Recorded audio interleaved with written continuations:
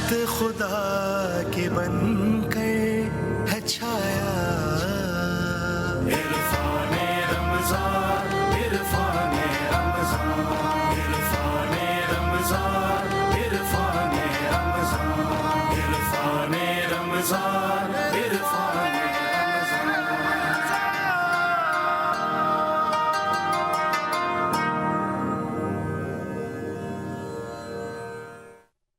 تمام حمد و اللہ کے لیے جس کی مدح تک بولنے والوں کی رسائی نہیں، جس کی نعمتوں کو گننے والے گن نہیں سکتے، نہ کوشش کرنے والے اس کا حق ادا کر سکتے ہیں۔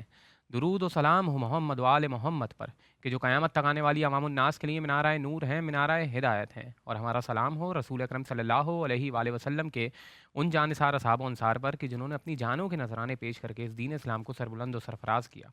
السلام علیکم ناظرین، آپ دیکھ رہے ہیں جی ٹی وی خصوصی نشریات عرفان رمضان، اور میں ہوں آپ کا میزبان ولید شیخ۔ اللہ تعالیٰ نے انسانوں کو بہت سی نعمتوں سے نوازا ہے، اور اس میں سے ایک بڑی نعمت رمضان المبارک کی نعمت ہے۔ اس میں ہم نے قرآن کی تلاوت بھی کی، عبادتیں بھی کیں، روزے بھی رکھے اور نیکیوں میں سبقت بھی حاصل کی۔ لیکن اب رمضان المبارک آج 28واں روزہ ہے، جا رہا ہے، تو کیا اس کا مطلب یہ ہے کہ ہم وہ نیکیاں، وہ جذبہ ہمارا ختم ہو جائے؟ کیا یہ تمام تر کوششیں صرف اور صرف ایک ماہ تک محدود تھیں، یا یہ کہ اس رمضان المبارک کا کوئی ایک مقصد بھی ہے؟ اور وہ مقصد یقیناً یہی ہے کہ ہم ان نیکیوں کو، یعنی نیکیوں سے محبت پیدا کریں، نیکیوں میں سبقت حاصل کریں اور برائیوں سے نفرت کریں۔ بے شک رمضان المبارک اسی لیے آیا ہے کہ وہ ہماری ایک پریپریشن کر سکے، تاکہ پورے سال ہم صحیح طرح سے خدا کے دین کے ہی ہو جائیں، اپنی زندگی کو اسی کے لیے وقف کر دیں اور اسی کے بتائے ہوئے طرز عمل کے مطابق اپنی زندگی کو ڈھال لیں۔ ناظرین، آج اسی کے اوپر گفتگو کریں گے کہ رمضان المبارک کی ان برکتوں کو، اس روحانیت کو کیسے ریٹین رکھنا ہے۔ ہمارے ساتھ تمام مکاتب فکر سے علماء دین موجود ہیں، چلتے ہیں ان کے تعارف کی طرف۔ سب سے پہلے میرے بائیں جانب موجود ہیں ملک معروف عالم دین، کسی بھی تعارف کے محتاج نہیں ہیں، ماشاءاللہ علم رکھتے ہیں، بردباری رکھتے ہیں، مرکزی جمعیت اہل حدیث پاکستان کے نائب ناظم بھی ہیں، جناب ابو انشا ڈاکٹر قاری خلیل الرحمان جاوید صاحب۔ السلام علیکم۔ وعلیکم السلام ورحمۃ اور اللہ آپ کے ساتھ تشریف فرما ہیں ملک معروف عالم دین، آپ جامعۃ الرشید کے سینئر فیکلٹی ممبر ہیں، اور آپ الغزالی یونیورسٹی کے اسسٹنٹ پروفیسر بھی ہیں، ماشاءاللہ دلیل سے بات کرتے ہیں، تحقیق سے بات کرتے ہیں۔ بہت خوشی ہو رہی ہے آپ کا تعارف کرواتے ہوئے، جناب ڈاکٹر مفتی رشید احمد خورشید صاحب۔ السلام علیکم۔ وعلیکم السلام ورحمۃ اللہ۔ چلتے ہیں جناب ڈاکٹر قاری خلیل الرحمان جاوید صاحب سے بات کرتے ہیں۔ قاری صاحب، آپ کیا سمجھتے ہیں کس طرح سے اس روحانیت کو ریٹین رکھا جائے پورے سال کے لیے؟ جزاکم اللہ۔ قرآن مجید میں ارشاد باری ہے، تلک الایام نداولها بین الناس ولیعلم اللہ الذین آمنوا ویتخذ منکم شہداء واللہ لا یحب الظالمین۔ یہ جو دنوں کا آنا اور جانا اور راتوں کا رد و بدل ہے، اللہ نے اس میں ہمارے لیے بڑی خیر رکھی ہے، اور یہ جو نیکیوں کے موسم بہار بیچ میں جو آ جاتے ہیں مختلف اوقات میں مختلف ناموں سے، یہ در حقیقت مسلمان کی زندگی کے لیے کورسز کی حیثیت رکھتے ہیں۔ جیسے بندہ کوئی کورس کر لیتا ہے تو پھر اس سے اگلی زندگی اس کی آسان ہو جاتی ہے، تو اللہ تعالیٰ یہ سالانہ کورس کرواتا رہتا ہے ہر مہینے مسلمان کو، تاکہ وہ جو 11 مہینے میں جو اس کے اندر تھوڑی ہم سے دوری، ہم سے فاصلے جو پیدا ہوئے ہیں، وہ اس مہینے میں پھر سے قربتوں میں تبدیل ہو جائیں۔ ایک بہترین اور صحیح اور عقل مند مسلمان وہی ہے جو رمضان میں جو اس نے اچھی عادتیں اپنائی ہیں وہ ان کو رمضان کے بعد بھی اپنائے رکھے، اور جن بری عادتوں کو اس نے رمضان میں چھوڑا ہے ان بری عادتوں کو رمضان کے بعد بھی چھوڑے رکھے۔ یعنی یہ نہ کرے کہ جیسے رمضان جاتے ہی پتہ چل جائے ہر کسی کو کہ پاکستان سے رمضان چلا گیا ہے، مسجد میں آتے ہی آپ کو پتہ چلے کہ رمضان چلا گیا ہے۔ یعنی یہ چیز جس طرح آج ماشاءاللہ مسجدوں میں رونق ہے اور نمازی پرجوش ہیں اور دعاؤں میں، قرآن کی تلاوت میں، ان چیزوں میں لگے ہوئے ہیں، اللہ تعالیٰ کو وہ عمل زیادہ محبوب اور پسند ہے کہ جو عمل بندہ بے شک مقدار میں کم کرے لیکن اس میں ہمیشگی ہو۔ اس میں دوام ہو. خوب. جیسے مثال کے طور پر ہم اگر ایک پارا ایک بندہ ایک پاؤ روز بندہ پڑھتا ہے لیکن ہمیشہ پڑھتا ہے اور ہر روز پڑھتا ہے، اس کے مقابلے میں ایک بندے نے آج 3 پارے پڑھے پھر 7 مہینے 6 مہینے تک پھر قرآن کو ہاتھ ہی نہیں لگایا، تو یہ بندہ جس نے آج 3 پارے پڑھے یہ اتنا اچھا نہیں ہے جتنا وہ جو ایک پارا روز پڑھ رہا ہے. عمل بے شک تھوڑا کر رہا ہے لیکن اس میں دوام ہے. تو اسی طرح رمضان میں اگر کسی نے یہ سیکھا تھا کہ میں نے غریبوں کی ہیلپ کی ہے، مدد کی ہے، تو اس اچھی عادت کو رمضان کے بعد بھی جاری رکھے، اسی طرح غریبوں کی ہیلپ کرے، اسی طرح مدد کرے. مسجد سے وابستگی اس نے رمضان میں رکھی تو رمضان کے بعد مسجد سے اسی طرح اپنا رشتہ قائم رکھے، اسی طرح جڑا رہے. قرآن مجید میں اللہ نے کہا ان الذین قالوا ربنا اللہ ثم استقاموا تتنزل علیہم الملائکۃ الا تخافوا ولا تحزنوا وابشروا بالجنۃ التی کنتم توعدون. کہ یہ لوگ نیک لوگ وہی ہوتے ہیں جو رب العالمین سے یہ کہتے ہیں اللہ ہم ایمان لائیں، پھر وہ اس پر ڈٹ جاتے ہیں. تو گویا رمضان سے جو کچھ ہم نے استفادہ حاصل کیا، رمضان کا تقاضا یہ ہے کہ ہم اس پہ ڈٹ جائیں. یعنی ہماری مسجدیں رمضان کے بعد یہ پتہ نہ دیں کہ مسجد پوچھتی رہے زبان حال سے کہ وہ نمازی کدھر گئے. غالباً ایک اقبال کا بھی اسی طرح کا شعر ہے جس کا یہ ایک مصرع ہے، مجھے صحیح پورا یاد نہیں ہے، کہ وہ نمازی کدھر گئے. تو یہ جو مسجدیں اگر یوں پوچھیں گی نا کہ وہ نمازی کدھر گئے تو مسجد کا یہ سوال ہمارے حق میں بہتر نہیں ہے. اور دوسرا نبی کریم صلی اللہ علیہ وسلم نے فرمایا، صحابہ کرام سے آپ کا ایک سمجھانے کے لیے کبھی کبھی آپ استفہامیہ انداز اختیار کرتے. صحابہ سے پوچھا یہ بتاؤ تم مفلس کسے کہتے ہو، تمہاری نظر میں مفلس کون ہے، من المفلس، مفلس کون ہے؟ صحابہ کہنے لگے فینا من لا المفلس فینا من لا درہم لہ ولا دینار لہ. ناظرین ایک چھوٹا سا بریک لیتے ہیں، بریک کے بعد دوبارہ حاضر ہوتے ہیں.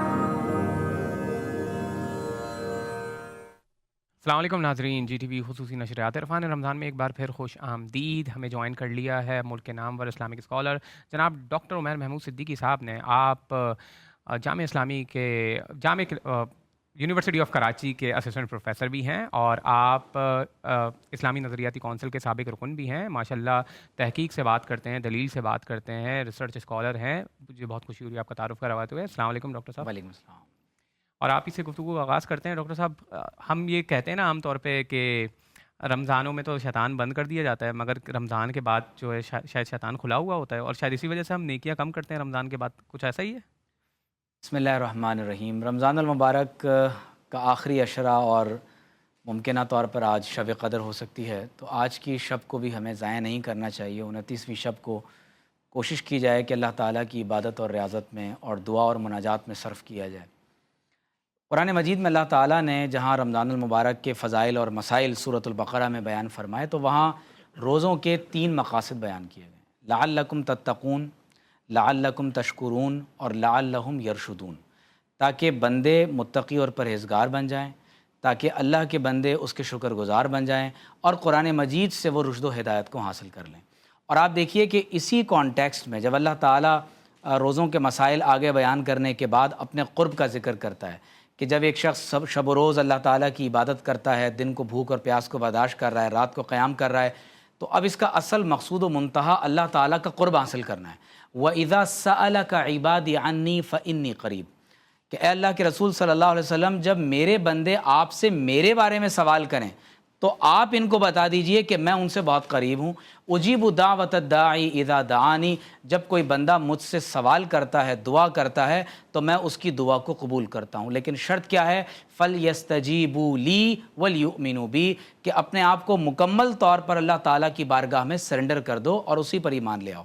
تو میں یہ سمجھتا ہوں کہ رمضان المبارک کا مقصد اللہ تعالیٰ کا قرب حاصل کرنا ہے، اور اللہ تعالیٰ نے ہمیں فیسیلیٹیٹ اس طرح سے کیا کہ اس نے شیطان کو بھی قید فرما دیا۔ اب ہمارے ساتھ صرف ہمارا نفس لگا ہوا ہے۔ لوگ یہ پوچھتے ہیں کہ شیطان تو قید ہے، پھر ہم گناہ کیوں کر رہے ہیں؟ تو اس کی وجہ یہ ہے کہ انسان کا نفس بھی قرآن نے کہا ہے کہ لَأَمَّارَةٌ بِالسُّوءِ، کہ یہ انسان کا نفس بھی انسان کو بار بار گناہ کی اور برائی کی طرف ابھار رہا ہوتا ہے۔ تو لہٰذا ضرورت اس امر کی ہے کہ ہم رمضان المبارک کا مقصود و منتہا جاننے کی کوشش کریں، اور وہ اللہ تعالیٰ کی محبت اور اس کا قرب پانا ہے۔ اب سیلف اسسمنٹ کی ضرورت ہے کہ پورا مہینہ گزارنے کے بعد کیا ہم اس مرتبے پر پہنچ گئے کہ ہم نے اپنے دامن میں تقوی کی دولت کو سمیٹ لیا۔ دیکھیے انسان کی زندگی کا مقصد کیا ہے؟ وَمَا خَلَقْتُ الْجِنَّ وَالْإِنسَ إِلَّا لِيَعْبُدُونَ، ہم نے جن و انس کو پیدا نہیں کیا مگر اس لیے کہ وہ اللہ کی عبادت کریں۔ اور عبادت کا مقصد کیا ہے؟ اللہ تعالیٰ فرماتا ہے کہ تم متقی اور پرہیزگار بن جاؤ۔ تو گویا کہ زندگی کا مقصد عبادت کا مقصد تقوی، اور اس تقوی کا حصول رمضان المبارک میں ہو رہا ہے۔ تو جب روزانہ 12 سے 13 گھنٹے ہم، اور بعض ممالک میں 18 گھنٹے لوگ اللہ کی حلال کی ہوئی چیزوں کو چھوڑ دیتے ہیں، کھانا پینا، خواہشات کی تکمیل، حلال کی ہوئی چیزوں کو چھوڑ دیا، تو گویا کہ ایک مشق ہو رہی ہے کہ اے اللہ کے بندو، جب تم نے اللہ کی رضا کے لیے رمضان کے پورے مہینے میں اس کی حلال کی ہوئی چیزوں کو چھوڑ دیا، تو بقیہ 11 مہینوں میں اللہ کی حرام کی ہوئی چیزوں کو بھی چھوڑ دو۔ تو گویا کہ ترک حلال سے ترک حرام تک کی ایک مشق ہے، ایک سفر ہے جو رمضان المبارک میں کیا جا رہا ہے۔ پھر آپ غور کیجئے، کیفیت احسان پیدا ہو رہی ہے، ان تعبد اللہ کأنک تراہ فإن لم تکن تراہ فإنہ یراک۔ حالت روزہ میں ایسا نہیں ہوتا کہ بند کمرے میں بھوک اور پیاس میں کوئی شخص کھا لیتا ہے، پی لیتا ہے۔ کیفیت کیا ہوتی ہے؟ اللہ تعالیٰ مجھے دیکھ رہا ہے۔ تو آج ہم اپنی انٹرنیٹ کی براؤزنگ ہسٹری تو ڈیلیٹ کر رہے ہیں، لیکن یہ تصور قلب و ذہن سے نکل گیا کہ اللہ تعالیٰ کے خوب اللہ تعالیٰ کے کاغذات میں اس کی جو کتاب ہماری لکھی جائے، وہاں ہسٹری ڈیلیٹ نہیں ہوتی، وہاں تو پراپر، یعنی ما تصنعون، جو تم کر رہے ہو، بول رہے ہو، سب کچھ ریکارڈ ہو رہا ہے۔ تو میں یہ گزارش کروں گا کہ روزے میں کیفیت احسان ڈیولپ ہوتی ہے کہ اللہ تعالیٰ ہمیں دیکھ رہا ہے، اور روز آنا جب ہم بار بار اس کیفیت کو اپنے اوپر طاری کرتے ہیں، تو فلاسفی آف ورشپ ان اسلام وہ صرف مسجد، ممبر اور محراب تک محدود نہیں ہے۔ اب کوشش یہ کرنی ہے کہ 12 گھنٹے جو کیفیت ہم نے اپنے اوپر طاری کی ہے، اب یہ پوری زندگی پر محیط ہو جائے، اور یہ پوری زندگی اللہ تعالیٰ کی محبت میں ایسی بسر ہو کہ بقیہ 11 مہینوں میں ان مخصوص گھنٹوں کے اثرات ہمارے اوپر طاری رہیں۔ اور اس کا طریقہ کار کیا ہے؟ میں یہاں کنکلوڈ کروں گا بات کو۔ طریقہ کار کیا ہے؟ برے لوگوں کی صحبت کو چھوڑ دیں۔ ایسا نہ ہو کہ وہ نور جو اللہ تعالیٰ نے ہمیں رمضان کے مہینے میں عطا فرمایا ہے، ہم اس نور کو ضائع کر بیٹھیں۔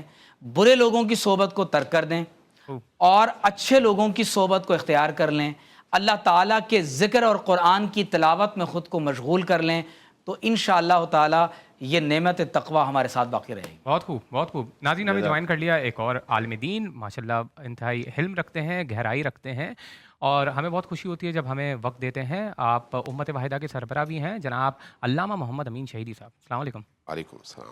مفتی صاحب، آپ سے جیسے گفتگو ہو رہی تھی، اور خاص طور پہ فلسفہ عبادت کے حوالے سے، کیونکہ ہوتا یہ ہے کہ ہم رمضانوں میں تو ایک تعلق قائم کر لیتے ہیں مگر وہ ریٹین نہیں رہ پاتا، اس ریٹین رکھنے کے لیے کیا کرنا چاہیے ہمیں؟ بسم اللہ الرحمن الرحیم۔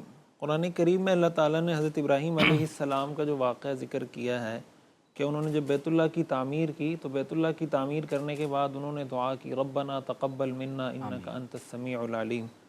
تو ہمیں قرآن کریم کی اس آیت سے یہ معلوم ہوتا ہے کہ اگر ہم یہ چاہتے ہیں کہ ہمیں اس رمضان کی برکتیں نصیب ہوں، رمضان کے بعد بھی ہم کسی حد تک اس روش پر چل سکیں جس پر ہم نے کوشش کی ہوتی ہے رمضان میں چلنے کی، تو پہلا کام تو یہ کرنا چاہیے کہ اللہ تعالیٰ سے دعا مانگنی چاہیے، اور بہت مانگنی چاہیے کہ یا اللہ جو بھی عبادات ٹوٹی پھوٹی جو بھی عبادات ہو سکی رمضان المبارک میں، اللہ اس کو قبول فرمائے۔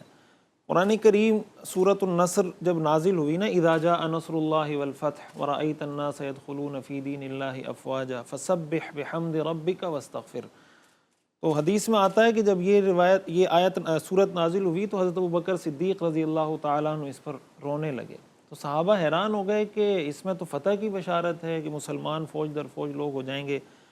تو حضرت ابوبکر صدیق نے فرمایا کہ اس میں اصل میں اللہ کے رسول کے پردہ فرما جانے کی خبر بھی ہے، اس لیے کہ اس کا مطلب یہ ہے کہ اللہ کے رسول کو اللہ نے جن مقاصد کے لیے دنیا میں بھیجا تھا، شاید اب ان مقاصد کی تکمیل ہو چکی ہے، تو اللہ تعالیٰ یہ فرما رہے ہیں فَسَبِّحْ بِحَمْدِ رَبِّكَ وَاسْتَغْفِرْ، کہ اب آپ دو کام کیجئے، ایک اللہ کی حمد بیان کیجئے، ایک استغفار کیجئے۔ مفسرین نے ان آیات کی تشریح میں بھی یہ بات لکھی ہے کہ جب کوئی بھی نیک کام اپنے اختتام کو پہنچ رہا ہوتا ہے، چاہے وہ نماز ہو، روزہ ہو، حج ہو، زکوٰۃ ہو، تو اس کے اختتام پر بھی انسان کو ان دو چیزوں کا اہتمام کرنا چاہیے۔ ایک تو اللہ کا شکر ادا کرنا چاہیے اس بات پر کہ اللہ نے ہمیں توفیق دی۔ ٹھیک ہے، ہم رمضان کے روزوں کا حق ادا نہیں کر سکتے، تراویح کا حق ادا نہیں کر سکتے، جتنی عبادات ہیں، لیکن جو بھی عبادت ہوئی وہ اللہ کی توفیق ہی سے ہوئی، انسان کے بس میں کچھ نہیں ہے۔ بے شک۔ اور دوسرا عمل استغفار ہے، اور استغفار کا مقصد بنیادی طور پر یہ ہوتا ہے کہ ظاہر ہے ہم حق تو ادا نہیں کر سکتے، ہم جو بھی عبادت کریں۔ یہی وجہ ہے کہ نماز پڑھنے کے بعد حدیث میں آتا ہے نا، رسول اللہ صلی اللہ علیہ وسلم 3 مرتبہ پڑھتے تھے استغفر اللہ، استغفر اللہ، استغفر اللہ۔ اصل میں یہ امت کو تعلیم ہے، امت کو تعلیم اس مقصد کے لیے کہ بھئی ہم نے نماز پڑھی، اب نماز پڑھنا اگرچہ نیکی کا کام ہے، لیکن اگر ہم نماز پڑھتے ہیں تو اللہ کی عبادت کا جیسا حق ہے وہ تو ہم ادا نہیں کر پاتے۔ اس پر انسان استغفار کرتا ہے کہ یا اللہ میں نے عبادت کی، الحمدللہ اس پر کہ آپ نے مجھے توفیق دی، میں نے یہ عبادت انجام دی۔ اور استغفار اس بات پر کہ اگر اس میں کوئی کمی کوتاہی رہ گئی ہو تو اللہ تعالیٰ اس کو معاف فرمائے۔ حدیث شریف میں آتا ہے، رسول اللہ صلی اللہ علیہ وسلم نے ارشاد فرمایا انما الاعمال بالخواتیم، اعمال کا دار و مدار خاتمے پر ہے۔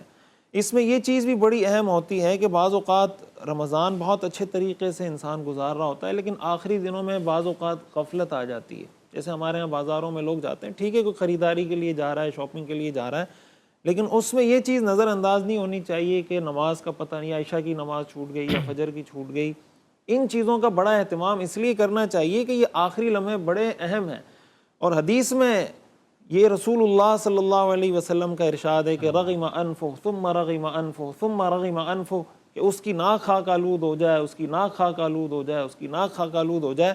صحابہ نے فرمایا کون؟ آپ نے فرمایا جس نے رمضان کا مہینہ پایا اور اپنی مغفرت اللہ سے نہ کر پایا۔ اس کا مطلب یہ ہوا کہ جاتے جاتے انسان کو اس چیز کی کا اور زیادہ پاس ہونا چاہیے۔ اور جیسے روزے کے مقاصد میں اللہ تعالیٰ نے فرمایا کہ لعلکم تتقون، کہ تم تقوی اختیار کرو۔ تقوی کا جو سب سے بڑا درجہ ہے وہ کیا ہے؟ حدیث میں آتا ہے اتق المحارم تکن اعبد الناس، کہ اللہ کی حرام کی ہوئی چیزوں سے اپنے آپ کو بچاؤ تو تم سب سے بڑے عبادت گزار بن جاؤ گے۔ ہمارے ہاں بعض اوقات یہ ہوتا ہے کہ نیکی کے کام کرنے کی طرف تو لوگوں کا رجحان ہوتا ہے کہ ٹھیک ہے نماز بھی پڑھیں، روزہ بھی رکھیں، حج بھی کریں، لیکن جو گناہ کے کام ہے، مثال کے طور پر وہ سودی معاملات میں بھی انوالو ہے، وہ کرپشن بھی کر رہا ہے، وہ جناب رشوت بھی لے رہا ہے، وہ بیوی کے حقوق بھی ادا نہیں کر پا رہا، وہ ایک برا پڑوسی بھی ہے، تو جو اللہ کے حرام کیے ہوئے کام ہیں اس کی طرف توجہ نہیں ہوتی، اور نیکی کے کام سے انسان یہ سمجھتا ہے کہ میں متقی بن جاؤں گا۔ ظاہر ہے کہ تقوی اس وقت تک انسان کو حاصل ہو نہیں سکتا جب تک وہ اللہ کی حرام کی ہوئی چیزوں سے اپنے آپ کو نہ بچائے۔ تو ہمیں اس چیز کی بھی پریکٹس کرنی چاہیے۔ جیسے ڈاکٹر صاحب نے بات کی کہ ہم رمضان المبارک میں اللہ کی حلال کی ہوئی چیزوں کو چھوڑ دیتے ہیں، اس کا بنیادی مقصد یہی ہے کہ جب آپ اللہ کے کہنے پر حلال چیزوں کو چھوڑ سکتے ہیں تو رمضان کے بعد اللہ نے حلال چیزیں دوبارہ دے دی کہ بھائی کھاؤ پیو، کلوا واشربوا ولا تسرفوا، لیکن اللہ نے یہ پریکٹس کروا دی کہ اب اس کا یہ فائدہ تو کم از کم ہونا چاہیے کہ اللہ کی حرام کی ہوئی چیزوں سے انسان کو بچنا چاہیے۔ تو اگر اس نیت سے، اس ویژن کے ساتھ آدمی رمضان کے آخری لمحات کو بھی گزارے، یہ نیت بھی کرے۔ علماء نے لکھا ہے کہ رمضان کی قبولیت کی ایک علامت یہ ہے کہ آپ کی رمضان سے پہلے کی زندگی اور رمضان کے بعد کی زندگی میں کوئی فرق ہونا چاہیے، کہ رمضان میں جو آپ نے پریکٹس کی، جو ٹریننگ حاصل کی، اس کا اثر ہماری پریکٹیکل لائف میں ہمیں نظر آنا چاہیے۔ خوب ناظرین، ایک چھوٹا سا بریک لیں گے، گفتگو کا یہ سلسلہ جاری رہے گا، بریک کے بعد حاضر ہوتے ہیں۔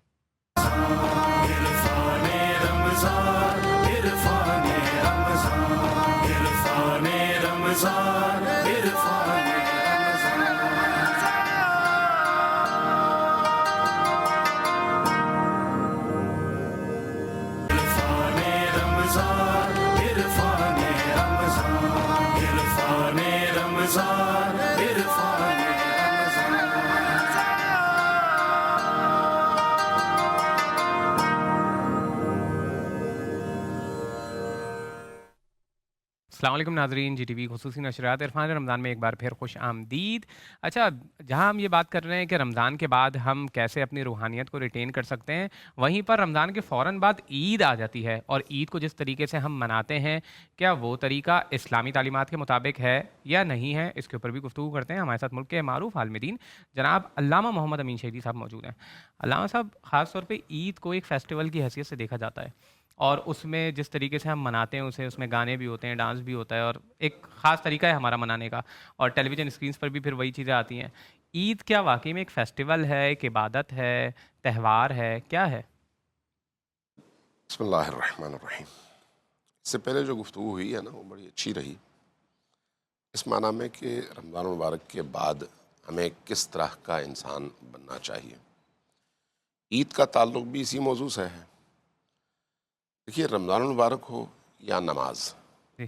ज़कात हो या जहाद, जितनी भी इबादत अल्लाह ने फ़र्ज़ की हैं वो एक्सरसाइज का नाम नहीं है, बल्कि उस अमल के कुछ नताइज हैं जो इंसान की रूह पर मुरतब होते हैं।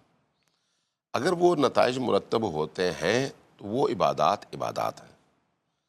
अगर उन नताइज से इंसान महरूम रहता है तो चाहे 5000 साल वो इबादतें करता रहे, वो इबादत नहीं है, वो सिर्फ एक्सरसाइज है। इब्लीस की मिसाल आपके सामने है। इसलिए जितनी भी इबादत हैं, उन इबादत की जब तालील इल्लत बयान की जाती है तो लअल्लकुम के साथ तत्तकून है, ताकि तुम पाकीज़ा हो जाओ। पाकीज़ा होने के लिए, अब जैसे रमज़ान मुबारक है, पाकीज़गी का एक दौरानिया है, और इस रमज़ान मुबारक से पहले 2 महीने अल्लाह ने इसीलिए रखे, रजब और शाबान, कि सीढ़ियों से होते हुए दर्जा बदर्जा हम रमज़ान मुबारक के करीब आएँ। उन महीनों में भी इसलिए ऐसे आमाल रखे जिनके नतीजे में इंसान को ख़ुद से लड़ने में आसानी हो, यहाँ तक कि रमज़ान मुबारक है। अब सवाल ये है कि क्या रमज़ान मुबारक के रोज़ों ने हमें उस मकसद तक पहुँचाया या नहीं पहुँचाया। अगर पहुँचाया है तो उसके आसार ज़बान से नहीं बल्कि प्रैक्टिकली हमारे वजूद से उसका इजहार होना चाहिए, और अगर नहीं पहुँचाया तो सब कुछ एक्सरसाइज है। एक डॉक्टर की बात आप जाते हैं ना, तो बीमारी का जब आप बताते हैं तो वो बीमारी में आपको कुछ चीज़ों से मना करता है और कुछ चीज़ों के करने का हुक्म देता है। अगर आपने दोनों को साथ में लेकर आगे सफ़र नहीं किया तो आप कभी भी ठीक नहीं होते। दवाई दी जाती है आपको, एंटीबायोटिक, लेकिन उस एंटीबायोटिक के साथ कहा जाता है ये ना खाओ, ये ना खाओ, ये ना खाओ। क्या वो खाना नाजायज़ है, हराम है? नहीं, ऐसा नहीं है। जिस मकसद के लिए आप गए हैं उसके साथ इसके दरमियान तजाद है, ये दोनों जमा नहीं हो सकते। लिहाजा आप दवा 1 महीना ले लें, लेकिन उस दवा के तकाजे में जिन एहतियातों का तज़किरा किया गया है और जिन चीज़ों से रुकने का हुक्म दिया वो न करें तो वो दवा कोई असर नहीं करती। नमाज, इन्नस्सलात तन्हा अनिल फहशाई वल मुनकर, रोज़ा तो 1 महीना है, नमाज तो 365 दिन है। नमाज का मकसद क्या था? फहशा और मुनकरात से रोकना। फहशा सिर्फ बरहना होकर स्क्रीन पे आना नहीं है। ज़बान के फहशा अलग हैं, निगाहों के अलग हैं, कानों के अलग हैं, माशरे में हर तरफ आपको नज़र आता है और नमाजियों में नज़र आता है। इसका क्या मतलब है? वो बेनमाज हैं? नहीं, नमाजी हैं, लेकिन उनकी नमाज में वो क़ुव्वत नहीं है कि उनको इन फहशा से वो नमाज रोक सके, हराम के लुक़मे से रोक सके। तो वो नमाज इसलिए सूरत और शक्ल के लिहाज से नमाज है, हकीकत के लिहाज से नहीं। इसलिए अक्सर ये बात सोची जा सकती है और उस पर गौर करना चाहिए कि रसूल करीम भी तो यही नमाज़ पढ़ते थे, हम भी यही नमाज़ पढ़ते हैं। यानी अगर रसूल करीम की नमाज में जो कलिमात बोले जाते थे या जो अफ़आल अंजाम दिए जाते थे, क्या दूसरे इंसानों की नमाजें उससे मुख्तलिफ हैं? नहीं, वही हैं, ऐनन वही हैं। फ़र्क कहाँ पर है? उस माना में, उस रूह में। वो नमाज कहाँ महराज मोमिन, और ये नमाज कहाँ जो इंसान को अपनी जगह से हिला भी ना सके। रोज़ा भी इसी तरह से है। इसलिए कामयाब वो है जो ईद की रात अल्लाह की बारगाह में गिरिया कर सके। कामयाब वो है जो इस पूरे महीने की इस सफ़र के दौरान जो अल्लाह की तरफ से फ़ुयूज़ात का दरवाज़ा खुला था उन दरवाज़ों से इस्तिफ़ादा कर सके। इसलिए जब आपके सवाल के जवाब में मैं कह रहा हूँ कि जब ईद का दिन आता है तो ईद का दिन ان تمام فیوزات کے ملنے کی خوشی کا دن ہے، ان فیوزات کے ملنے کی. یہ نہیں ہے کہ جو قید تھی وہ قید ختم ہو گئی ہے، اب آپ آزاد ہو گئے، آپ جو جی چاہے وہ کریں. اس کا مطلب ہے آپ نے پورا مہینہ اس فحشاء اور منکرات کی انجام دہی کے لیے روزے رکھے تھے اور اس کو آپ نے قید سمجھا اور آج کے دن کو آپ نے آزادی سمجھا. جو عام طور پر ہمارے ٹی وی سکرینز پہ، اب آپ کے چینل کا مجھے نہیں پتا، لیکن عام طور پر جو ٹی وی سکرینز پہ نظر آتا ہے، عید کی جیسے ہی چاند کا اعلان ہو گیا فوری طور پر وہ تمام کام جن سے اللہ نے روکا، رسول نے روکا، تمام انبیاء نے روکا، قرآن نے روکا، کہا کہ یہ جنگ ہے اللہ سے نہ کرو، وہ سارے کام آپ شروع کر دیتے ہیں. کیوں؟ اس لیے کہ آپ پر پابندی ختم ہو گئی. وہ پابندی کس نے ختم کی؟ آپ کے معاشرے کے رویوں نے. لہٰذا عید کو سمجھنا چاہیے کہ عید ہے کیا. عید عین یہ دال 3 حرفی لفظ ہے نا، یہ آدھا یعودوں سے بھی ہے. اس کی مختلف پیچھے اگر اس کی جڑیں دیکھیں تو مختلف اس کی جڑیں اہل لغت نے بیان کی ہیں.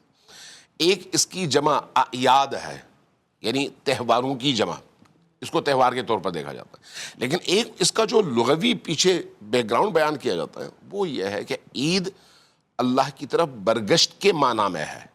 آدھا یعودوں سے، آدھا یعنی پلٹ آیا انسان. عید پلٹنے کا دن ہے.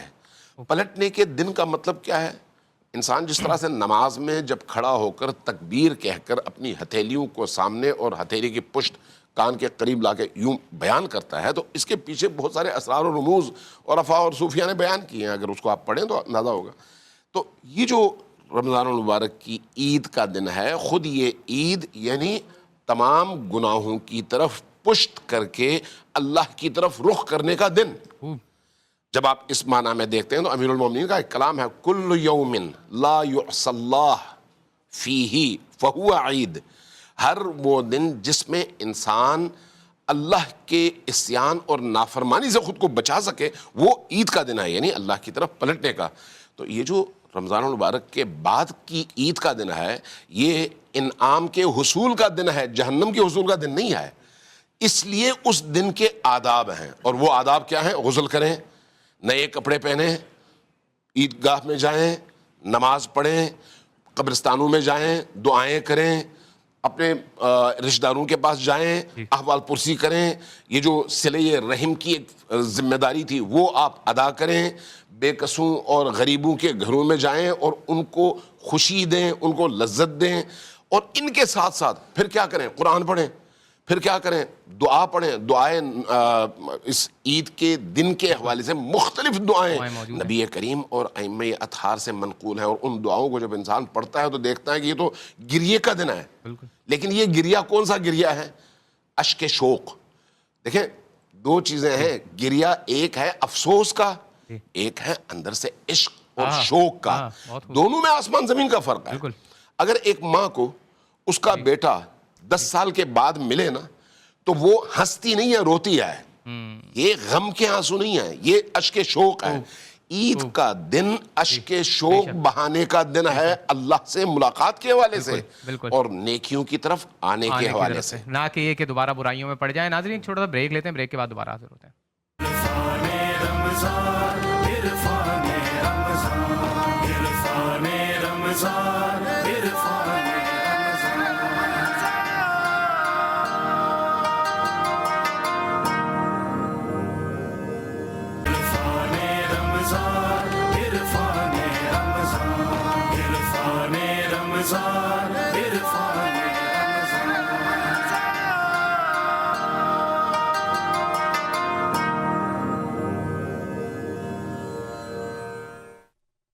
السلام علیکم ناظرین، جی ٹی وی خصوصی نشریات عرفان رمضان میں ایک بار پھر خوش آمدید. اور یہ ہمارا سیگمنٹس کوسچنس آنسرس کا سیگمنٹ ہے. آپ کی اسکرینس پر ہمارے فون نمبرس آ رہے ہیں، آپ فون نمبر ملا سکتے ہیں، ہمارے پروگرام میں شامل ہو سکتے ہیں.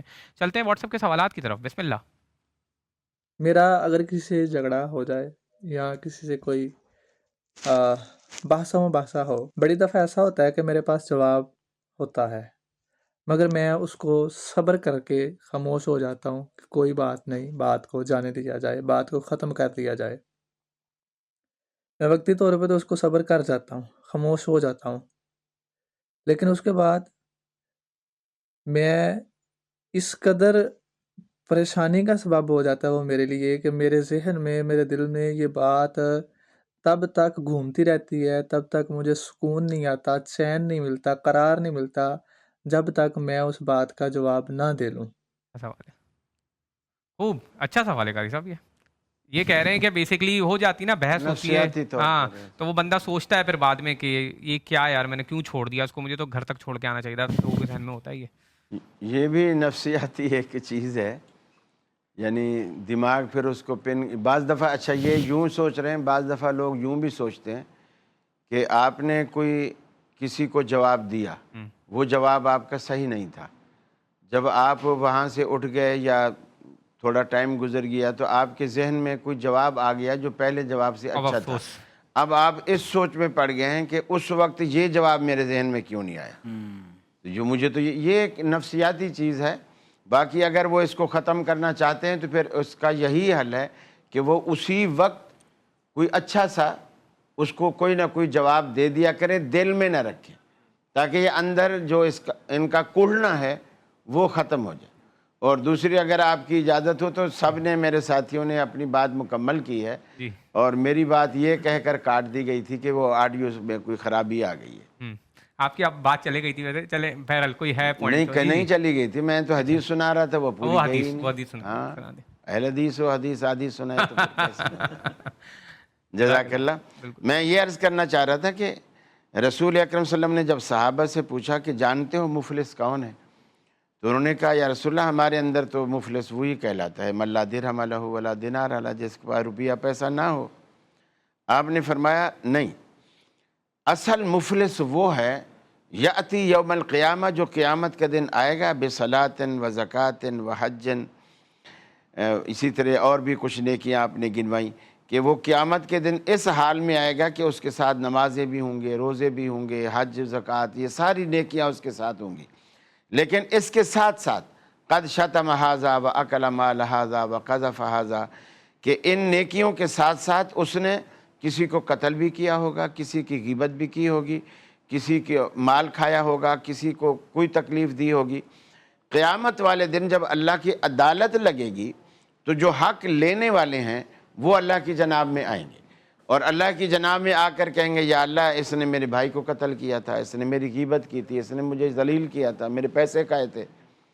अल्लाह ताला उसकी वो जो नेकियां हैं, पूरा बैग उसका नेकियों से भरा हुआ है, वो नेक किसी को उसकी नमाजें दे देगा, किसी को उसका हज दे देगा, किसी को उसकी ज़कातें, खैरात, सदक़ात, किसी को रोज़े, बैग उसका नेकियों का पूरा खाली हो गया। और अभी भी अल्लाह के रसूल ने फरमाया हक़ लेने वाले अभी बाकी होंगे। जैसा कि मोहतरम शहीदी साहब ने कहा ना, ये बिल्कुल उसकी तशरीह यानी हो रही है कि नेकी के साथ साथ जब तक आप परहेज़ नहीं करते तो वो आपका वो जो बद परहेज़ी है वो आपकी नेकियों को ज़ाय करने का सबब बनती है। अब आपने फरमाया हक़ लेने वाले फिर भी बाकी हैं, नेकियां उसकी तकसीम हो गई। अब अल्लाह क्या करेगा, जो हक़ लेने वाले हैं उनके गुनाह उठाकर उसको दे देगा। अल्लाहु अकबर। सुम्मा तुरिहा फिन्नार, अब अपनी नेकियां तकसीम हो गई, गुनाह पहले अपने भी थे, अब दूसरों के गुनाह भी अपने बैग में डाल गए। अब क्या मामला बना, सुम्मा तुरिहा फिन्नार, उठाकर उसे दोज़ख में डाल दिया अल्लाहु अकबर। जाएगा। तो सोचने की ज़रूरत है। इसलिए ये ज़रूरी है कि हम जो नेकियां कर रहे हैं, नेकियों के साथ साथ परहेज़ बहुत ज़रूरी है। दवाई तो कुछ अरसा हम खा लेंगे, लेकिन परहेज़ अगर ज़िंदगी भर चीनी से बचेगा तो वो शुगर से बचा रहेगा। अहम नुक्ता है, परहेज़ जैसे कहा जाता है कि इलाज से बेहतर है। एक और व्हाट्सएप का सवाल हमारे साथ लाइव कॉलर मौजूद है, उनकी तरफ पढ़ते हैं। अस्सलाम वालेकुम।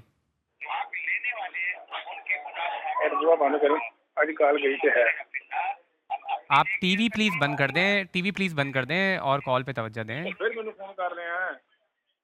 जी, क्या सवाल है आपका सर? क्या सवाल है आपका? हाँ, तो इस नंबर से कर रहे हैं। जी, क्या सवाल है आपका? मेरा सवाल है सर, मेरी बेगम ने जो है ना पूरे रोजे रख के माशाल्लाह कुरान शरीफ वो करें और वो मुझसे कह रही है मुझे जोड़ा ला के दो, मेरे पास जोड़े के पैसे नहीं है, तो इसके बताइए क्या तरीक़ेकार है, मौलवी साहब से पूछना चाहता हूँ। माशाल्लाह। कारी साहब, इसका सवाल का जवाब तो आप ही को देना होगा। भाई साहब की बेगम है, उन्होंने पूरे महीने रोज़े रखे हैं, अब वो कह रही हैं कि अब मुझे जोड़ा ला के दो, इनके पास पैसे नहीं हैं। میرا خیال ہے ہم جی ٹی وی پہ بیٹھے ہیں، اگر کوئی اللہ کا بندہ سن رہا ہے تو وہ ان کو گفٹ کرے اور یہ گفٹ اپنی بیگم کو دیں، چونکہ اس نے ایک نیک کام کیا ہے اور یہ اس نیک کام میں ان کی دلی مراد پوری کرنا چاہتے ہیں، تو اور ان کے پاس گنجائش نہیں ہے۔ انشاءاللہ کوئی اللہ کا بندہ آج ہی آپ کو یہ گفٹ جی ٹی وی بھی قاری صاحب جی ٹی وی بھی تحفے میں بھجوا سکتا ہے انشاءاللہ جی جی بالکل، جی ٹی ویسے وی جو اس طرح کا نیک مشورہ دیتا ہے اسی کی ذمہ داری سب سے پہلے بنتی ہے۔ ایسا بھی ہو سکتا ہے، جی ایسا بھی ہو سکتا ہے، ایسا بھی ہو سکتا ہے، ایسا بھی ہو سکتا ہے۔ ایک اور لائف کالر موجود ہے، ان کی طرف پڑھتے ہیں۔ السلام علیکم، واٹس ایپ کے سوالات کی طرف، بسم اللہ۔ یہ جو مہک ملک ڈانسر ہیں، ان کی بہت ساری ویڈیو آج کل وائرل ہو رہی ہیں اور اس میں علماء کرام سے ہاتھ ملانا اور ایکس وائی زیڈ اس طرح کی چیزیں، کیا یہ جو کر رہی ہیں کیا یہ اسلام کے لیے فائدہ مند ہے یا اس کا اسلام کو نقصان پہنچے گا، ہمارے دین کو نقصان پہنچے گا؟ ٹھیک ہے، اچھا یہ بیسکلی ایک جو ہے وہ ٹرانسجینڈر ہیں، ان کی ویڈیوز چل رہی ہیں کہ وہ تبلیغی جماعت میں کہیں جا رہی ہیں اور مساجد میں بھی جا رہی ہیں اور ہاتھ وغیرہ ملا رہی ہیں، ٹھیک ہے، تو وہ یہ پوچھ رہے ہیں کہ یہ فائدہ مند ہے، نقصان ہے اسلام کے لیے، کیا اس کا؟ دیکھیں ایک اصولی بات میں اس پہ عرض کرتا ہوں، دین تو سب کے لیے ہے نا، دین تو مرد کے لیے بھی ہے، عورت کے لیے بھی ہے، کوئی اگر خنثی ہے تو اس کے لیے بھی ہے، تو شریعت کے احکام بڑے واضح موجود ہیں کہ مرد کے لیے کیا حکم ہے، عورت کے لیے اگر کوئی خنثی ہے تو اس کے لیے کیا احکام ہے، تو اس مگر وہ مائل جو ہے نا خاتون کی طرف ہیں اور وہ مساجد میں جا کے مولانا حضرات کے ساتھ ان کی ویڈیوز بھی آ رہی ہیں نا، ہاتھ ملا رہی ہیں، ہاتھ نہیں گلے مل گلے رہی ملے ہیں۔ گلے بھی ملے۔ میں نے ایک مشہور عالم سے گلے ملتے ہوئے رات ہی دیکھا ہے، اچھا، کلپ دیکھا ہے، باقاعدہ اس کلپ میں وائرل بہرحال ہے احتیاط یوٹیوب تو پہ۔ کرنی چاہیے، کس سے جو بھی ملتے اس طرح دیکھا کی صاحب؟ چیزیں۔ بس وہ یہاں مناسب نہیں، مشہور عالم ہے، مشہور عالم۔ ہاں۔ لیکن اس میں یہ عرض کروں گا کہ تبلیغی جماعت کے نا اس حوالے سے قاعدے ضابطے بنے ہوئے ہیں اور ان کے قاعدے ضابطے بڑے اسٹرکٹ ہوتے ہیں، اس حوالے سے وہ بہت کوشش کرتے ہیں، تو جو بھی ان کے قواعد ضوابط ہیں تو مرکز سے ان کو رابطہ کر کے، رائیونٹ سے رابطہ کر کے ان قواعد کے مطابق اگر چلیں تو میرے خیال سے یہ جو اگر ایسا کچھ ہو رہا ہے وہ چیزیں بہتر ہو سکتی ہیں۔ ولید میں اس میں ایک چیز ایڈ کرتا ہوں، دیکھیے سوال کیونکہ ٹرانسجینڈر کے بارے میں کیا گیا، تو سب سے پہلی بات یہ ہے کہ ہمیں یہ معلوم نہیں ہے کہ وہ ٹرانسجینڈر ہے یا نہیں ہے۔ نمبر 1، اگر وہ مرد ہے تو شرعاً اس کے تمام احکامات مرد والے ہوں گے۔ نمبر 2، اگر وہ شرعاً عورت ہے تو اس کے تمام احکامات عورتوں والے ہوں گے۔ لیکن جس طرح یہ سوال پوسٹ کیا گیا اور قاری صاحب نے بھی جو تبصرہ کیا ہے، تو اس سے یہ معلوم ہو رہا ہے کہ بظاہر وہ شاید اپنی بایولوجیکل وہ میل ہے، لیکن اس کی جو ظاہری وضاقتہ ہے یا اس کا اٹھنا بیٹھنا ہے، اس کا بات چیت کرنا ہے، چلنا پھرنا ہے، اپنے دیکھنے میں بظاہر چہرے سے وہ عورت لگتا ہے، تو گویا کہ یہ اس مخنث کے حکم میں سے ہے، کیونکہ ایک بتا رہے ہیں کہ ایک عالم نے بھی اس کو گلے لگایا، تو اس کا مطلب ہے کہ وہ خاتون تو نہیں ہے، وہ عورت نہیں ہے، وہ ایک مخنث ہے، اور شرعی طور پر حکم یہ ہے کہ جب کسی میں خلقتاً اس طرح کا معاملہ پایا جاتا ہے، اس میں نرمی پائی جاتی ہے، عورتوں جیسا مزاج اور حرکات و سکنات پائی جاتی ہیں، تو اس میں احتیاط کی جائے گی اور اس کے ساتھ دوری رکھی جائے گی، اس کو ہاتھ نہیں لگانا چاہیے، کیونکہ اگر دیکھنے سے ہی لوگوں میں اس طرح کے شکوک و شبہات پیدا ہو رہے ہیں تو یقینی طور پر ایسے لوگوں کے ساتھ انٹریکشن کے اندر بھی احتیاط کرنی چاہیے، اور آپ صلی اللہ علیہ وسلم نے خود ایسے لوگوں کو دور رکھنے کا جو ہے وہ حکم عنایت فرمایا ہے۔ تو میرا خیال یہ ہے کہ کسی بھی جماعت اور تنظیم کے قاعدے قوانین بالکل اپنی جگہ، لیکن جو شریعت کے قواعد اور قوانین ہیں تو ان کو اس میں زیادہ ملحوظ رکھنا چاہیے۔ اچھا اس میں ایک گزارش میں یہ بھی کروں، ڈاکٹر صاحب نے بڑی معقول بات کی، اچھا اس میں بعض اوقات جو اس کمیونٹی کے لوگ ہوتے ہیں نا، ان کو بعض اوقات یعنی وہ شاید غلط فہمی کا شکار ہوتے ہیں، حالانکہ یہاں ایسی کوئی بات نہیں ہوتی کہ شاید ہم دین پہ عمل کریں تو ہمیں دین پہ عمل نہیں کرنے دیا جاتا یا ہم مسجد نہیں آ سکتے، تو اس کا ہرگز یہ مطلب نہیں۔ ڈاکٹر صاحب نے جو بات کی ہے، جو بھی یہاں پہ بات ہوئی، ظاہر دین پر عمل کرنے کا ہر ایک کو حق حاصل ہے، لیکن جو شریعت جیسے عورت کے لیے کچھ پابندیاں ہیں، مرد کے لیے کچھ پابندیاں ہیں، اسی طرح کچھ پابندیاں ان کے لیے ہیں، تو بالکل کوئی دین کی طرف آتا ہے تو موسٹ ویلکم، یہ اللہ کا دین سب کے لیے ہے، لیکن جو شریعت کی پابندیاں ہیں اس کا بہرحال اس کا پاس رکھنا پڑے گا۔ ایک اور لائف کالر موجود ہیں، السلام علیکم۔ السلام علیکم، السلام علیکم۔ ٹی وی کی آواز کو پلیز بند کر دیں، کال پر توجہ دیں، ٹی وی کی آواز میں اور آپ کی کال میں فرق ہوگا کچھ سیکنڈز کا۔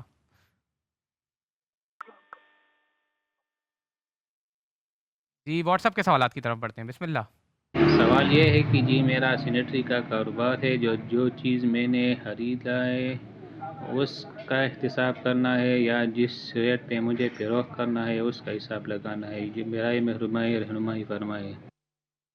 کیا یعنی سوال میرے خیال سے یہ ہے کہ تجارت، ہاں انہوں نے جس کاسٹ کے اوپر خریدا ہے اس کے اوپر انہوں نے کرنا ہے، یا جس چیز کے اوپر انہوں نے بیچا ہے اس حساب کتاب سے انہوں نے میرے خیال سے زکوٰۃ وغیرہ کے حوالے سے پوچھ رہے ہیں شاید۔ وہ اصل میں مال تجارت کے بارے میں غالباً پوچھ رہے ہیں کہ دکان میں کچھ سامان رکھا ہوا ہے تو جو اس کی موجودہ قیمت ہے اس کے حساب سے وہ اپنی زکوٰۃ کا حساب لگا کر زکوٰۃ میں سیلنگ پرائس کے حساب سے، قیمت فروخت کے حساب سے آپ جو ہے وہ حساب کتاب کریں گے۔ ٹھیک ہے، لائیو پر موجود ہیں۔ السلام علیکم۔ جی وعلیکم السلام۔ جی کون صاحب کہاں سے بات کر رہے ہیں؟ کیا سوال ہے آپ کا؟ سوال ہے میں نے 10 لاکھ روپے نیشنل بینک میں ڈالے ہیں، ٹھیک ہے، کیا یہ مہینے میں 1 لاکھ پہ 1000 روپیہ مجھے مل رہا ہے انٹرسٹ، کیا یہ میرے لیے جائز ہے یا ناجائز ہے؟ شیعہ علماء سے پوچھیں۔ ٹھیک ہے، نیشنل بینک میں انہوں نے 10 لاکھ روپے رکھے ہوئے ہیں اور انہیں ہر مہینے کچھ اماؤنٹ مل رہا ہے وہاں سے پروفٹ کی مد میں، تو کیا یہ صحیح ہے نہیں ہے؟ بسم اللہ الرحمن الرحیم۔ میں 2-3 باتیں عرض کروں گا، ایک تو اسی سوال کے جواب میں اور اس کے علاوہ بھی 2 اور باتیں۔ جہاں تک بینک کا تعلق ہے، پاکستان کے اندر جتنے بھی بینک ہیں بہرحال بالعموم سودی کاروبار میں ملوث بینکس ہیں، لہٰذا جب آپ وہاں پر سیونگ اکاؤنٹ میں پیسے رکھتے ہیں جس کے عوض آپ کو سال کے بعد اتنے % منافع ملتا ہے، تو یہ منافع وہی سود ہے، سود کے سینگ تو نہیں ہوتے۔ جب وہ سود ہے تو پھر سود حرام ہے، تو اس لیے وہ کام نہیں کرنا چاہیے۔ اس لیے جو لوگ محتاط ہوتے ہیں وہ سیونگ اکاؤنٹ میں رکھتے ہیں تاکہ سود والے مسئلے سے بچ سکیں۔ ایک بندے نے سوال کیا تھا آپ سے، اور سوال اہم تھا کہ بظاہر کوئی اگر مجھ سے سخت بات کرے، کوئی گڑبڑ کر دے تو مجھے غصہ تو بڑا آتا ہے، میں پی جاتا ہوں، تو اس کے بعد پھر میں اندر سے کھولتا رہتا ہوں۔ لیکن یہ انسانی نفسیات ہے، یہ اس فرد کا مسئلہ نہیں ہے، سب کا مسئلہ ہے۔ جب یہاں پر آپ کے اسی طرح کے شوز میں بھی جب علماء اکرام ایک دوسرے کو جواب نہیں دے پاتے تو ان کے چہرے کتنے متغیر ہو جاتے ہیں۔ ہر ایک کا مسئلہ ہے نا، یہ ایک کا مسئلہ تو نہیں ہے۔ یہ اصل میں کیا ہے؟ یہ حب ذات، حب ذات، جہاں حب ذات جتنی زیادہ ہو اتنا زیادہ اندر سے انسان کڑتا رہتا ہے، اندر سے انسان پریشان رہتا ہے۔ جب تک اپنی ذات کی تسکین نہ ہو اس وقت تک اس کو سکون نہیں ملتا۔ اسلام آیا ہے اس حب ذات کو ختم کرنے کے لیے نہیں، بیلنس کرنے کے لیے، اس طرح سے کہ اس کو تابع بنائے حق اور باطل کا۔ اگر انسان حق کا رستہ دیکھے، حب ذات کے باوجود حق کا انتخاب کرے، اپنی ذات کی نفی کرے، باطل کو دیکھے تو وہاں پر اس باطل کے مقابلے میں کھڑا ہو جائے جس پہ اس کی ذات بھی شامل ہے، وہ مطمئن ہوگی۔ اس لیے یہ کیفیت تمام انسانوں کی، ہمارے لیے جو معیارات ہیں وہ قرآن اور حدیث کے دیے ہوئے معیارات، اور اس کیفیت سے لڑنے کی ضرورت ہے۔ ان معیارات کے تحت ہماری جو ذمہ داری بنتی ہے وہ اپنے آپ سے لڑنا ہے، اپنی اس خواہش سے اور ذات کی محبت کو ان بیلنسڈ ہونے سے بچانا ہے۔ اس میں اگر سامنے والا کوئی غلط کام کرے نا تو اس غلط کام کا جواب غلط نہیں ہونا چاہیے۔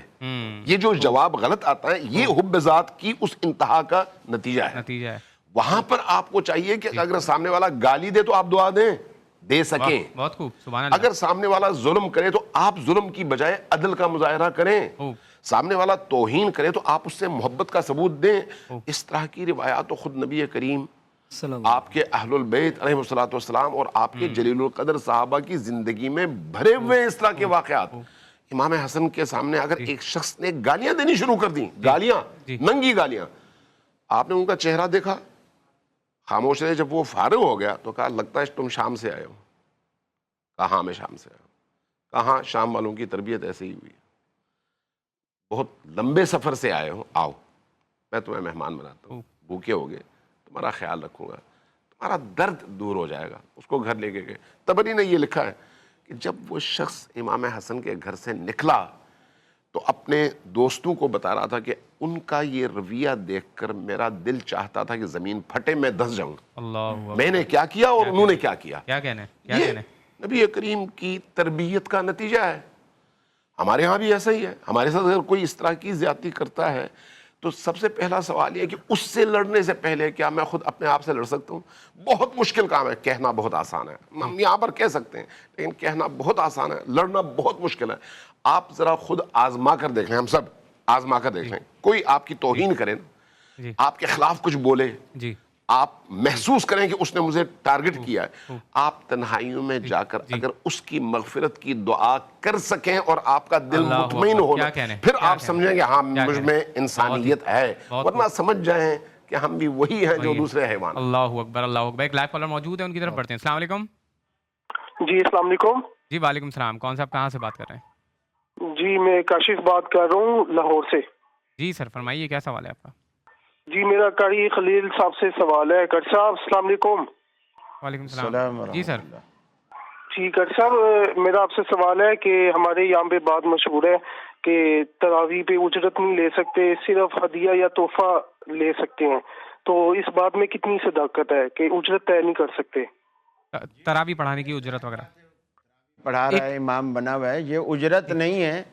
آپ اپنی طرف سے اگر کوئی گفٹ دیتے ہیں تو اس کی پابندی بھی نہیں ہے. اللہ کے رسول نے فرمایا تحفہ تحائف دینے سے محبت بڑھتی ہے.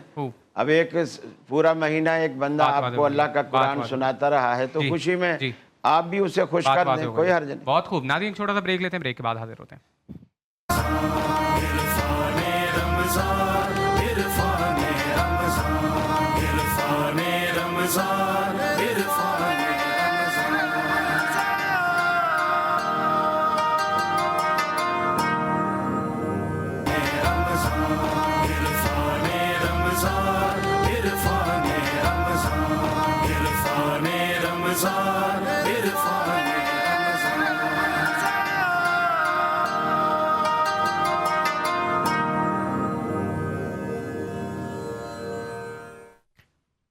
السلام علیکم ناظرین, جی ٹی وی خصوصی نشریات عرفان رمضان میں ایک بار پھر خوش آمدید.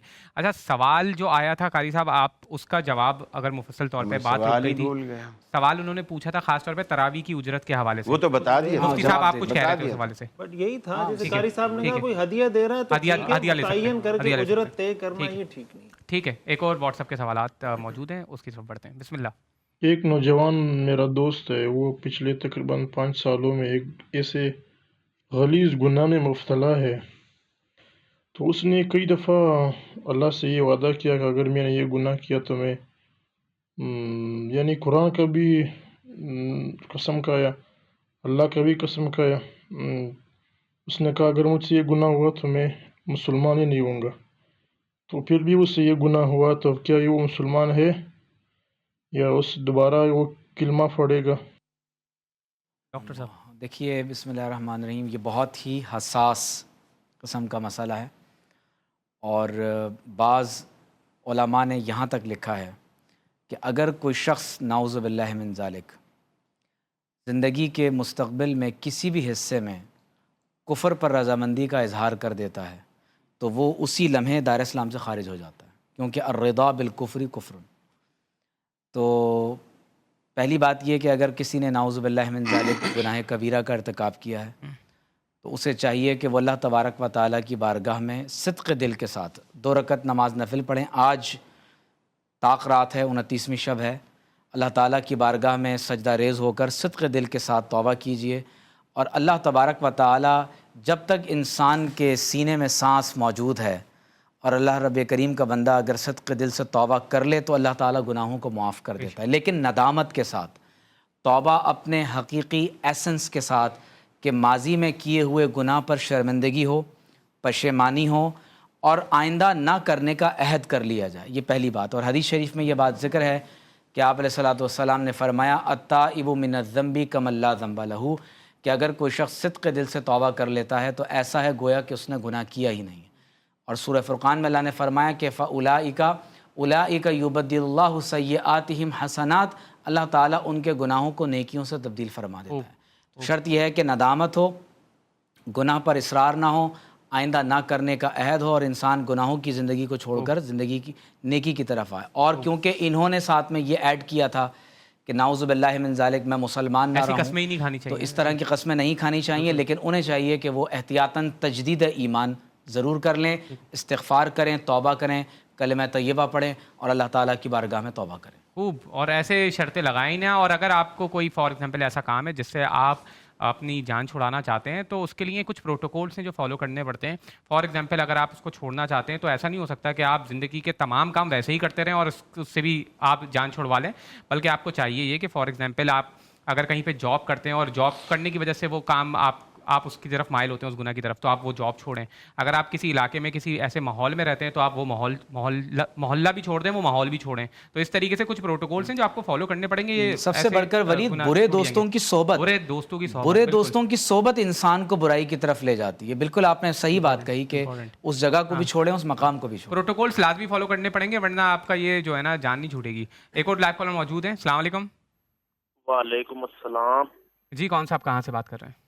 جی طلحہ بات کر رہا ہوں لاہور سے. آپ کو اور سب علماء کرام کو سلام. میرا سوال یہ تھا کہ آج کل جو مطلب شوبز سے تعلق رکھنے والے لوگ دین کے پروگرام کر رہے ہیں، کیا ان کو دیکھنا جائز ہے؟ اگر نہیں جائز تو جو دیکھتے ہو مجرم ہے. اور دوسرا سوال یہ تھا کہ اپنا نبی پاک کو اگر کوئی خواب میں دیکھے تو وہ صحابی کہلائے گا؟ اور شہیدی صاحب سے ایک بات کہنی تھی کہ فرحان بھائی سید فرحان علی وارث صاحب پچھلے دن پروگرام میں کہہ رہے تھے کہ نبی حضرت علی کو پتا تھا کہ مجھے. ٹھیک ہے علامہ صاحب، ایک سب سے پہلا سوال جو پوچھا گیا ہے اس کا بھی جواب دے دیں. دوسرا جو پوچھا گیا ہے سوال سے بھی سب سے پہلا انہوں نے سوال پوچھا ہے، میری بھی ذہن سے نکل گیا، شوبز کے حوالے سے، شوبز کی جو ٹرانسمیشن کر رہے ہیں اس حوالے سے سوال پوچھا گیا ہے کہ وہ جو شوبز کے لوگ جو ہے نا ٹرانسمیشن کر رہے ہیں ان سے کیا دین سیکھ سکتے ہیں ہم؟ دیکھیں پہلی بات تو یہ ہے کہ اگر شوبز کا بھی کوئی بندہ دین کی طرف آتا ہے تو آپ اس کو روک نہیں سکتے. بالکل ٹھیک، لیکن دین کو کاروبار نہ بنائیں. ایک دوسری بات، شوبز کا اگر کوئی بندہ آ کر اینکر کی کرسی پر بیٹھ کر لوگوں کے سوالات علماء تک اور علماء کے جوابات لوگوں تک منتقل کرتا ہے اس میں کوئی حرج نہیں ہے. دو باتیں. تیسری بات، ہاں اینکر کی سیٹ پر اگر کوئی خاتون بیٹھتی ہے، نامحرم ہے اور نامناسب لباس کے ساتھ بیٹھتی ہے تو اس کو سمجھانا چاہیے کہ یہ کام نہ کرو.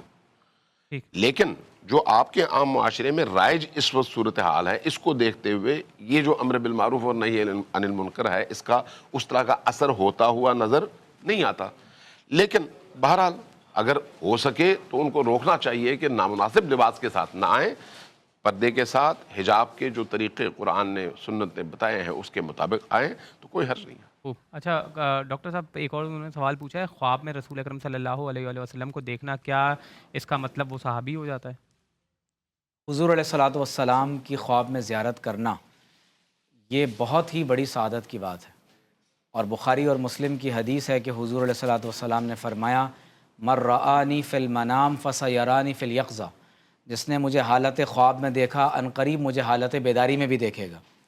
لیکن صحابی ہونے کے لیے شرط یہ ہے کہ کسی شخص نے حضور علیہ الصلوۃ والسلام کو آپ صلی اللہ علیہ وسلم کی ظاہری حیات طیبہ میں، اپنی زندگی میں ایمان کی حالت میں دیکھا ہو اور اسی حال میں ان کا انتقال ہوا ہو، تو ایسے شخص کو صحابی کہتے ہیں. اور آپ صلی اللہ علیہ وسلم نے فرمایا کہ لا تمس النار مسلما رآنی او رآ من رآنی، کہ جس مسلمان کو یہ شرف حاصل ہوا کہ اسے میری زیارت نصیب ہوئی یا میرے صحابی کی زیارت نصیب ہوئی، فرمایا کہ اسے جہنم کی آگ کبھی نہیں چھوئے گی. تو لہٰذا صرف خواب میں حضور علیہ الصلوۃ والسلام کی زیارت سے کوئی شخص جو ہے وہ اس مرتبہ صحابیت پر نہیں. ٹھیک ہے، واٹس ایپ کے سوالات کے حوالے سے میں واٹس ایپ کا سوال ایک لے لیتے ہیں پھر آپ کی طرف آ رہا ہوں میں. جی بسم اللہ. السلام علیکم تمام علماء کرام سے. میرا ایک سوال یہ ہے کہ شیعہ حضرات جو ہیں وہ کہتے ہیں کہ جو خرگوش ہے اسے ماہواری آتی ہے، جو اس کی فیمیل ہے، تو اس لیے اس کا کھانا اس کو جو ہے نا صحیح نہیں ہے. جس جانور کو بھی ماہواری آتی ہے اس کا گوشت حلال نہیں ہے. ٹھیک ہے. اچھا مفتی صاحب کچھ کہہ رہے تھے آپ سوال سے شوبز کے حوالے سے علامہ صاحب نے جو بات کی، میں اس میں ایک بات یہ ایڈ کرنا چاہوں گا. دیکھیں دین کی طرف تو کوئی بھی آئے، یہ بات ہم نے پہلے بھی کی، چاہے وہ کوئی بھی ہو، دین پہ کسی کا کوئی اجارہ داری کسی کی نہیں. اللہ کا دین سب کے لیے، ساری انسانیت کے لیے. اس میں ایک پہلو خصوصاً جو خواتین اینکر بن کر دینی پروگرام کر رہی ہوتی ہیں، رمضان ٹرانسمیشنز کر رہی ہوتی ہیں، تو ظاہر ہے کہ شریعت ایسے کسی کام کی ہرگز حوصلہ افزائی نہیں کرتی. وجہ اس کی ہے کہ شریعت نے قرآن کریم میں اللہ تعالیٰ نے عورت کو گھر میں رہنے کا حکم دیا ہے. اور یہ اللہ نے فرمایا کہ ولا تخضعن بالقول، کہ آپ نرم لہجے میں بات کرنے کی بھی اجازت نہیں ہے ایک نامحرم مرد سے۔ اب ظاہر ہے کہ جب کوئی عورت شوبز کی کوئی اداکارہ اگر آ کے رمضان ٹرانسمیشن کرے گی تو وہ کوئی کرخت لہجے میں تو بات نہیں کر رہی ہوگی، اور پھر ظاہر ہے کہ ان کا جو لباس ہوتا ہے وہ ایسا لباس نہیں ہوتا کہ جو شرعی اعتبار سے قابل قبول ہو۔ اس لیے میں سمجھتا ہوں کہ اس طریقے سے رمضان ٹرانسمیشنز کرنا، اس میں خواتین اینکرز کو اس طرح بٹھانا شرعی نقطہ نظر سے بالکل ٹھیک نہیں ہے۔ اور اصل بات یہ ہے کہ کیا مرد ختم ہو گئے ہیں پاکستان کے اندر؟ کیا مرد موجود نہیں ہیں؟ کیا کوئی سنجیدہ صاحب علم لوگ موجود نہیں ہیں؟ اس طرح کے لوگوں کو رمضان ٹرانسمیشن میں بٹھا کر اس کا مطلب تو یہ کہ ان کو مزید پروموٹ کیا جا رہا ہے۔ وہ کہتے ہیں نا کہ راضی رہے رحمان بھی اور ناراض نہ ہو شیطان بھی، گنگا کا وہ بھی کیا، بیت اللہ کا طواف بھی کیا۔ تو میں یہ نہیں کہہ رہا، وہ ہو سکتا ہے ہم سے بہتر مسلمان ہوں، وہ جو اداکار ہیں اداکارہ ہو سکتا ہے ہم سے عمل کے اعتبار سے بہتر مسلمان ہوں، لیکن ہم جب شریعت کا کوئی حکم بتا رہے ہوں گے تو ہمیں جو شریعت نے ایک پیرامیٹرز دیے ہیں تو ہم اس کو دیکھ کے بات کرتے ہیں۔ تو اس لیے اس میں بہرحال جو شریعت کا حکم ہے، اگر کہیں عملی کمزوری ہے، عملی کمزوری رہے، لیکن شریعت کا حکم پتہ ہونا چاہیے کہ شریعت اس چیز کو بہرحال پروموٹ کرتی ہے کہ آپ مردوں کو بٹھائیں، صاحب علم لوگوں کو بٹھائیں، اور ایک سنجیدہ گفتگو ہو جو جس سے لوگوں کو فائدہ حاصل ہو۔ ظاہر ہے کہ ریٹنگ کے چکر میں رمضان کے تقدس کو ظاہر ہے عمل ہم نہیں کیا سب یہ جانتے ہیں کہ کیوں کیا جاتا ہے، تو اب ان کی ریٹنگ کے چکر میں ان کو جائز ہونے کے فتوے تو بہرحال زیادہ سختی نہ کریں، آپ کو بھی پھر داڑھی بڑھانی پڑے گی۔ جزاک اللہ، بہت شکریہ۔ علامہ صاحب، مادہ خرگوش کے حوالے سے سوال پوچھا گیا۔ دیکھیے، یہ کہ فقہی اختلاف ہے، بہت ساری ایسی چیزیں ہیں جن میں فقہی نقطہ نظر مختلف مکاتب کے مختلف ہیں۔ شوافع کے حنابلہ کے حوالے سے، حنابلہ کے فتاویٰ احناف کے حوالے سے، ان کے مالکیوں کے حوالے سے، ان کے جعفریوں کے حوالے سے، یہ ہوتا ہے فقہی دنیا میں۔ تو اس لیے بعض مثلا سمندری جو جانور ہیں ان کے حوالے سے فقہ اہل البیت میں تمام جانوروں کو حلال قرار نہیں دیا جاتا، بلکہ اس کے لیے کچھ شرائط رکھی جاتی ہیں کہ بھی ان شرائط کے تحت حلال ہیں، اگر یہ شرائط نہ ہو تو حرام نہیں ہے، جن میں مچھلیوں کے لیے ان کی جلد پہ وہ کیا کہتے ہیں دانے اور اس کی شرط رکھی جاتی ہے کھال کی۔ اسی طرح سے جو پرندے ہیں ان کے لیے بھی کچھ شرائط رکھی جاتی ہیں، اسی طرح سے جو زمین پر چلنے والے جانور ہیں ان کے لیے بھی کچھ شرائط رکھی جاتی ہیں۔ ان شرائط کے تحت جب خرگوش کو دیکھا جاتا ہے تو خرگوش کے بارے میں یہاں پر اس فقہ میں، فقہ اہل البیت میں کہا جاتا ہے یہ حلال نہیں ہے۔ ٹھیک ہے، تو اب اگر کسی کو یہ دلیل قابل قبول ہے کسی کے لیے تو بسم اللہ، اگر نہیں ہے تو وہ اپنے دلیل کے مطابق کرے۔ نر بھی حلال نہیں ہے، یعنی مادہ خرگوش؟ نہیں، دونوں خرگوش کی جنس، اچھا خرگوش، ہاں، اس میں نر و مادے کی تمیز نہیں ہے۔ ویسے بھی آسان حل یہ ہے کہ اگر کسی شیعہ کے ہتھے کوئی خرگوش لگ جائے وہ سنیوں کو دے دے، وہ قاری صاحب کو بھجوا دیں گے۔ بالکل، ہمیں بھجوا دیں۔ بہرحال اس میں یہ تو لائٹر موڈ میں بات ہے، لیکن ہمارے ہاں احادیث کے مطابق خرگوش کا گوشت کھانا شرعاً حلال ہے۔ ٹھیک ہے، خرگوش ٹھیک ہے، بریک کی طرف سے بڑھتے ہیں ناظرین، بریک کے بعد حاضر ہوتے ہیں۔ رمضان عرفان، عرفان رمضان عرفان